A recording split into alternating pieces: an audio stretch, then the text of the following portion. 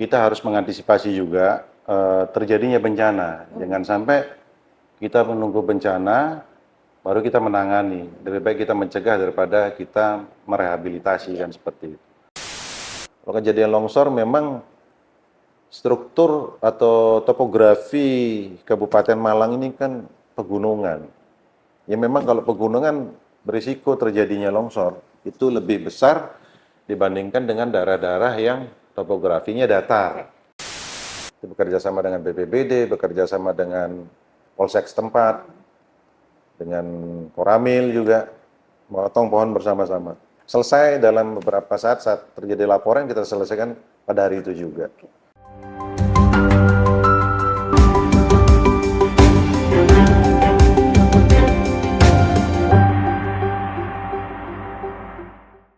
Assalamualaikum warahmatullahi wabarakatuh Tribuners, jumpa lagi bersama saya Septiana Eka dalam podcast Wawancara Eksklusif. Pada episode kali ini kita akan membahas tentang kinerja siaga Dinas PU Bina Marga Kabupaten Malang 2025 dalam menghadapi cuaca ekstrim saat ini. Bersama narasumber Bapak Hairul Isnaidi Kusuma, STMT selaku Kepala Dinas PU Bina Marga Kabupaten Malang. Assalamualaikum warahmatullahi wabarakatuh Pak. Waalaikumsalam warahmatullahi wabarakatuh. Sehat ya Pak ya? Sehat. Disapa dulu Pak Tribuners yang ada di rumah. Assalamualaikum Tribuners. Oke, Pak Hairul Isnaidi Kusuma, biasa dipanggil Pak Oong Tribuners. Ya, betul. Oke Pak, dalam menghadapi cuaca ekstrim saat ini ya Pak ya, Malang ini kan sekarang sedang dilanda hujan dengan intensitas tinggi, sedang maupun ringan gitu Pak. Nah, dapat membahayakan, mengakibatkan banjir dan juga tanah longsor ya Pak ya. Nah, bagaimana pengamatan dari Dinas PU Bina Marga sendiri menghadapi cuaca ekstrim saat ini? Ya, terima kasih Mbak Eka pertanyaannya. Jadi memang cuaca ekstrim beberapa tahun terakhir ini kan selalu terjadi, tidak hanya di wilayah Kabupaten Malang aja, tapi hampir di seluruh wilayah Indonesia. Dan kita memang harus melakukan mitigasi terhadap bencana tersebut. Dan tindakan semacam ini sudah kita lakukan beserta dengan stakeholder terkait, termasuk dengan pihak kepolisian, pihak Kodim, dengan BPBD, termasuk juga dengan BNPB juga. Nah, yang harus kita antisipasi di sini adalah satu, terkait dengan proses pelaksanaan kegiatan kami. Yang kedua, kita harus mengantisipasi juga terjadinya bencana. Jangan sampai kita menunggu bencana baru kita menangani. Lebih baik kita mencegah daripada kita merehabilitasi kan seperti itu. Tapi kalau bencananya sudah terjadi, ini kita melakukan beberapa treatment. Satu misalnya kita menggunakan, misalnya ada longsor nih, di suatu tempat ada longsor, katakan ada beberapa lokasi longsor kemarin, yang di Dusun Mendek, yang di Lawang itu, terus ada beberapa titik longsoran yang lain, termasuk ini Selorojo Krisik juga. Kita melakukan satu treatment dengan, kalau bahasa awamnya itu terucuk, jadi menggunakan bambu, tapi kita menggunakan metode yang baru. Jadi bambu tidak langsung ditutup dengan sirtu, ya tidak tutup dengan situ, tapi menggunakan sandbag yang diisi pasir. Nah, kita harapkan nanti tanah itu sitel dulu. Jadi kalau terjadi longsor nggak bisa langsung ditangani dengan ini. Ujuk-ujuk ditangani dengan pekerjaan permanen misalnya gitu. Harus kita buat dulu tanah itu menjadi sitel dulu dengan terucuk tadi. Harapannya tanahnya menjadi kering dulu. Nanti setelah tanah kering, baru kita melaksanakan dengan program rehab rekon kami yang sudah memang menjadi program rutin kita, yaitu dengan pemasangan dinding penahan tanah. Terus hal-hal berikut, misalnya terjadi bencana pohon tumbang, itu harus kita mitigasi juga, kira-kira pohon-pohon yang rawan tumbang di mana saja. Misalnya ada beberapa titik di Jalibar misalnya ya. Di Jalibar itu kita sudah melakukan rempesan dulu. Bahasa kami rempes sih, potong-potong dahan-dahan yang... Pemangkasan gitu. Iya kan kelihatan, kalau pohon itu berat sebelah gitu ya, udah mulai miring ke jalan, jadi harus kita seimbangkan pohonnya. Kita lakukan pemangkasan dengan harapan tidak terjadi pohon yang tumbang, karena begitu terkena angin, kena hujan, beban pohon itu kan menjadi tambah berat. Iya, tambah berat.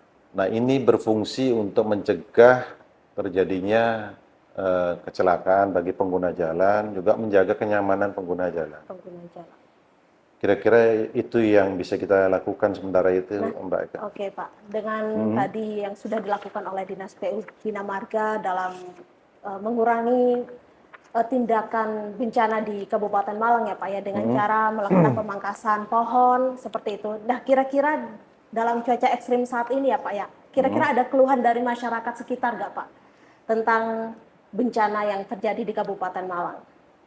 Iya, ada beberapa keluhan masyarakat yang memang kami ini kan sudah ada beberapa comment center ya. Kita punya 7 OPT yang tersebar di seluruh wilayah Kabupaten Malang. Kami juga punya 1 comment center yang ada di kantor kami. Jadi ada 8 comment center. Masyarakat bisa menyampaikan kepada masing-masing OPT melalui comment centernya itu tentang keluhan-keluhan tersebut. Ada beberapa keluhan yang sering terjadi, misalnya 1, genangan air. Nah ini segera kita lakukan tindakan, kita lakukan survei lapangan. Tadi sudah saya sampaikan perlu mitigasi dulu. Ada beberapa titik-titik rawan genangan air yang sudah kita ketahui kan di tahun sebelumnya. Misalnya contohnya Panggung Rejo, sekarang ini Kepanjen. Itu kan titik genangan sudah jauh berkurang dibanding tahun-tahun sebelumnya. Karena sudah kami buatkan drainase di sebelah kanan ya, kalau dari sebelah utara perjalanan dari arah Malang ke Kepanjen, itu langsung kita teruskan sampai dengan ke outletnya. Outlet itu buangan akhirnya ya, buangan akhir yang langsung ke Sungai Metro. Satu lagi itu di Jalan Pudak, kita buatkan sudetan, Jalan Pudak langsung ke Sungai Metro. Sebelahnya lagi kita buatkan sudetan langsung di Jalan Jembatan, juga nanti berakhir ke Sungai Metro.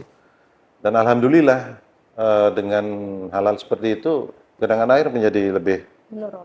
ya lebih malah signifikan penurunan. Signifikan penurunannya ya Pak ya. Contoh juga kenapa jembatan di Krapia, Ya. Kepanjen kita bongkar jembatannya. Karena itu terlalu flat, jembatan lama kan, itu jembatan lama. Ternyata setelah terjadinya bencana hidrometeorologi yang terus-terusan beberapa akhir tahun ini terjadi, debit air itu bertambah tinggi. Bertambah tinggi ya Pak ya.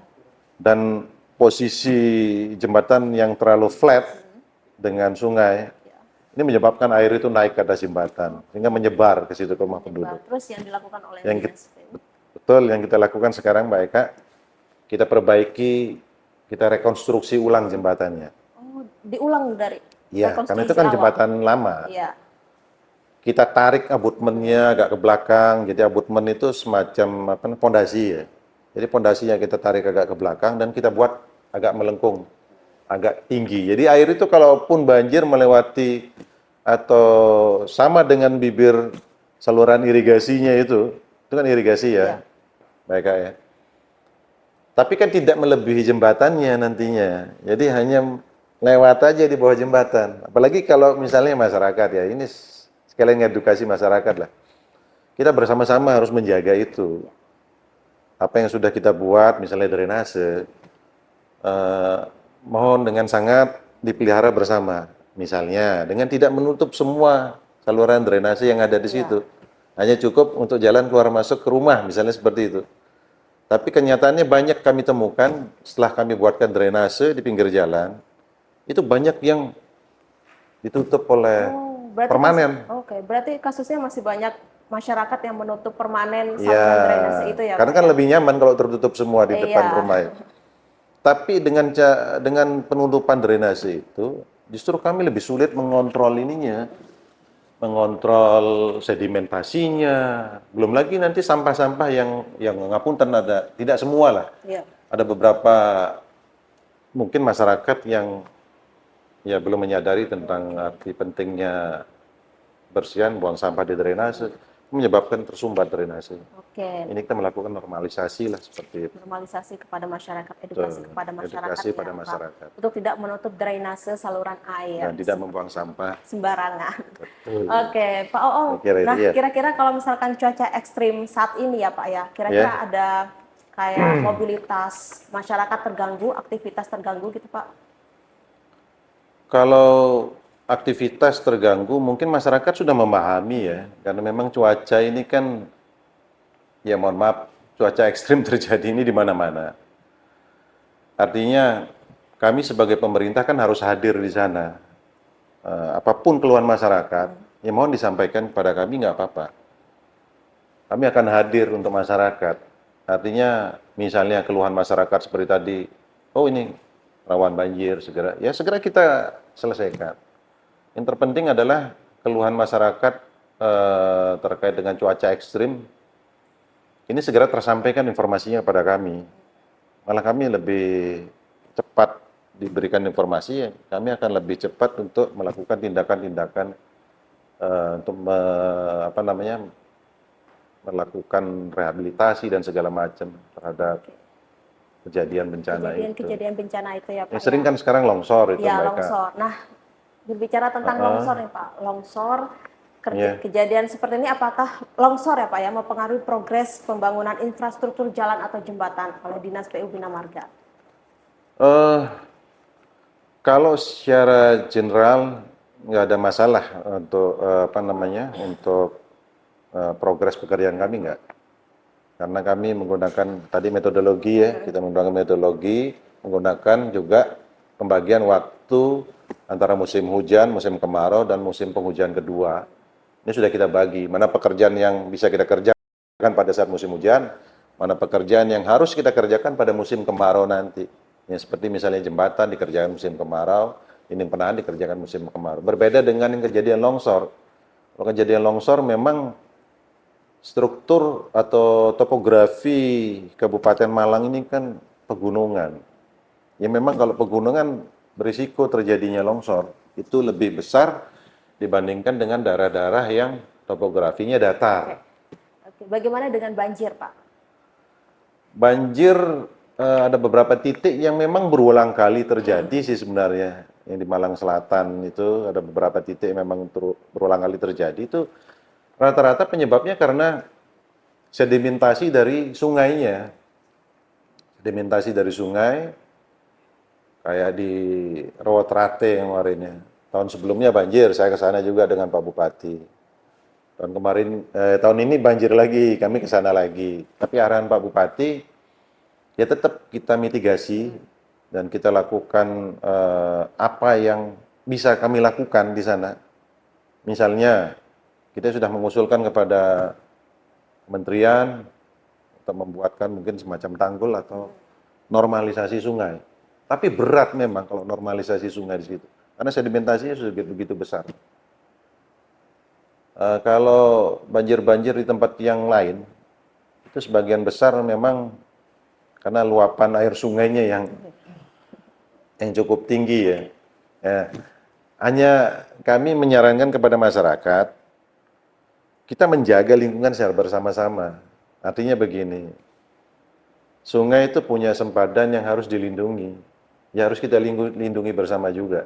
Jadi kami juga akan hadir memberikan edukasi kepada masyarakat bahwa di sungai itu punya batas-batas sempadan tertentu yang memang secara aturan itu tidak boleh dialihfungsikan sebenarnya. Nah, seharusnya kita memberikan misalnya tanaman yang dulu sudah pernah dijadikan atau dibuka lahannya, ya, jadikan tetap dijaga ya, harus digantikan dengan tanaman yang lain, tanaman keras. Nah, terus juga untuk di luar banjir ya, tadi saya lanjutkan lagi yang longsor itu, kami melakukan holding treatment. Kita juga melakukan pengeboran di beberapa titik yang rawan-rawan tadi, supaya tidak terjadi longsor. Jadi sebelum longsor, kalau bisa kita cegah gitu, kita buatkan semacam penanganan sementara atau penanganan permanen. Seperti itu kira-kira yang baik ya. Nah, lalu Pak, bagaimana prosedur yang tepat dari Dinas PU Bina Marga Kabupaten Malang dalam menanggapi kerusakan yang mungkin terjadi akibat bencana alam di wilayah Kabupaten Malang? Apakah langsung dikerjakan sendiri atau ada pihak ketiga, Pak? Oh, baik. Di tahun 2025 ini, kami sudah mengerjakan yang kejadian bencana longsor, baik itu juga menyebabkan terjadinya jembatan yang putus, itu kurang lebih ada sekitar 34 ya, 34 jembatan maupun dinding penahan tanah yang mengalami atau terdampak oleh bencana hidrometeorologi. Itu pada tahun 2024, ditambah lagi dengan awal-awal tahun 2025. Tapi kita sudah melakukan treatment holding treatment tadi.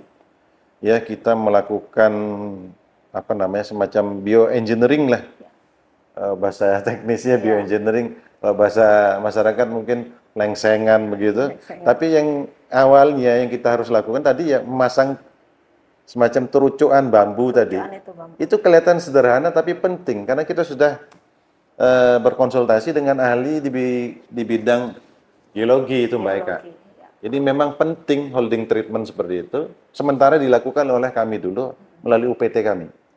Jadi UPT kami yang ada 7 di wilayah Kabupaten Malang itu turun ke lapangan, masang terucuan bambu tadi dengan sandbag yang diisi pasir, airnya nanti keluar pada saat sudah musim penghujan sudah mulai turun atau penganggaran sudah kami siapkan untuk permanennya, terucuknya kita buka.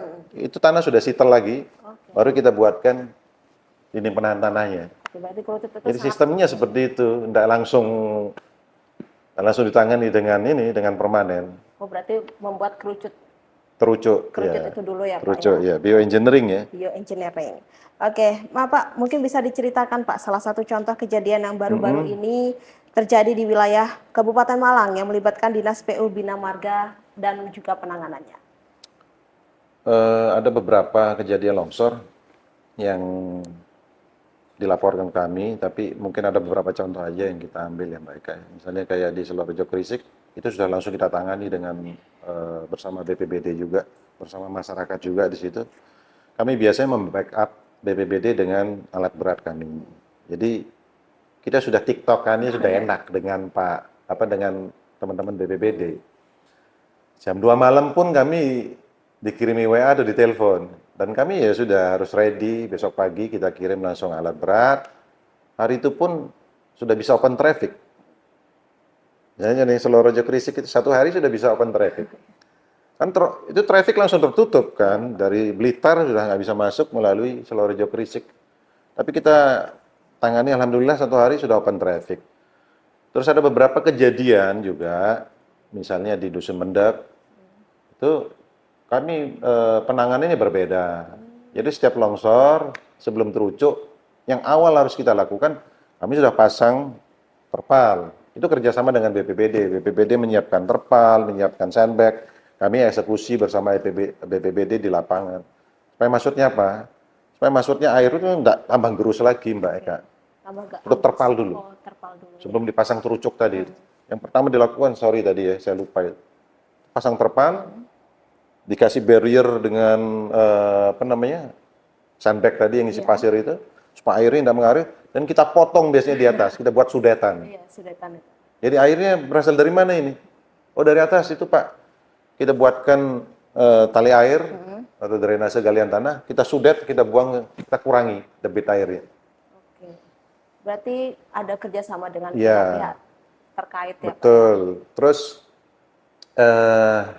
pohon tumbang ini kan begitu dikontak kita bergerak bersama melalui bidang fasilitas jalan kami, itu bekerja sama dengan BPBD, bekerja sama dengan polsek setempat, dengan Koramil juga, memotong pohon bersama-sama. Selesai dalam beberapa saat terjadi laporan kita selesaikan pada hari itu juga.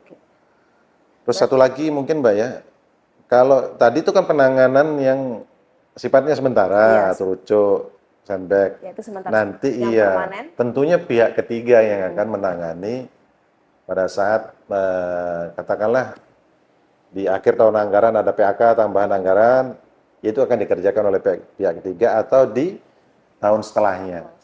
Yang penting tanahnya kita buat sitel dulu. Oke, berarti Dinas PU Bina Marga ini cepat tanggap dalam menghadapi bencana alam yang ada di Kabupaten Malang ini ya Pak ya. Oke Pak, terakhir nih Pak, siapa saja sih yang terlibat atau kerjasama lintas sektor dalam penanganan perbaikan infrastruktur jika terjadi kerusakan akibat bencana alam? Eh, Kami punya tim ya, tim di Kabupaten Malang yang terdiri dari tentu leading sektornya adalah BPBD. BPBD ini kan di bawah kepala pelaksana. Kalau kepala BPBD kan langsung Pak Sekda. Nah, melalui Pak Sekda kita sudah diperintahkan untuk berkoordinasi mantap dengan teman-teman itu, termasuk juga dengan PLN ya, termasuk juga dengan Disub. Disub ini mungkin kaitannya dengan Lalinnya nanti, termasuk dengan PWSDA juga, karena alat berat juga bukan hanya kami yang punya, tapi PWSDA juga punya, termasuk juga dengan Dinas Cipta Karya. Ya, mungkin teman-teman Cipta Karya punya beberapa alat seperti crane, juga beberapa alat seperti dump truck kita yang bisa membantu kami. Jadi kolaborasinya sudah bagus selama ini, sesuai dengan arahan Pak Bupati dan Pak Sekda, bahwa kita tidak bisa bekerja sendirian. Iya, harus ada tim. Harus ada teamwork yang baik, ya teamwork yang baik, sehingga penanganan bencana ini benar-benar yang namanya tanggap darurat ya harus cepat dan responsif. Kira-kira stakeholder terkait juga ya, di luar stakeholder yang tadi, masyarakat juga terlibat secara aktif juga, membantu kami kok, masyarakat banyak membantu kita. Oke, berarti selain ada BPBD, tim Ya. kepolisian dan lain sebagainya, masyarakat juga turut andil gitu ya Pak ya, Betul, dalam harus hadir menghadapi bersama. cuaca ekstrim di Kabupaten Malang ini. Iya. Oke, terima kasih Pak Oong atas waktu dan Sama-sama, kesempatannya Mbak. telah berbincang mengenai kesiapsiagaan Dinas PU Bina Marga Kabupaten Malang dalam menghadapi cuaca ekstrim saat ini ya Pak ya. Semoga sehat selalu. Amin, terima kasih banyak, Mbak Eka. Oke Tribuners, sampai di sini dulu perjumpaan saya kali ini. Saya Septiana Eka pamit undur diri dan juga Bapak Hairul Isnadi Kusuma, Kepala Dinas PU Bina Marga Kabupaten Malang. pamit undur diri dalam podcast Wawancara Eksklusif. Sampai jumpa di Download Tribun X sekarang. Menghadirkan lokal menjadi Indonesia.